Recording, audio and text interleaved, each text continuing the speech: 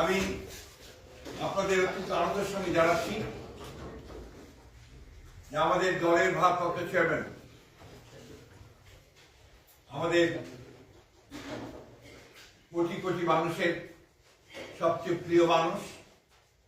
যিনি দীর্ঘ প্রায় 18 বছর ধরে নির্বাসিত অবস্থায় রয়েছেন বিদেশে এবং বিগত প্রায় এক যুগ ধরে তিনি গণতান্ত্রিক আন্দোলনকে নেতৃত্ব দিয়েছেন এবং আমাদের দলকে নেতৃত্ব দিয়েছেন এবং আমাদের যে গণতন্ত্রের উত্তরণের যে ছাত্র গণ অভ্যুত্থানের নেতৃত্ব দিয়ে আমাদেরকে সাফল্যের দ্বার প্রান্তে পৌঁছে দিয়েছেন।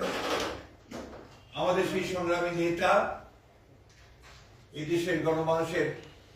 অত্যন্ত প্রিয় মানুষ জনাব তারেক রহমান, আমাদের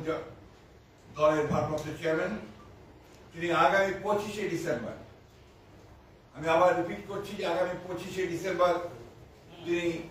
ঢাকার মাটিতে আমাদের মাঝে এসে পৌঁছবেন। আমরা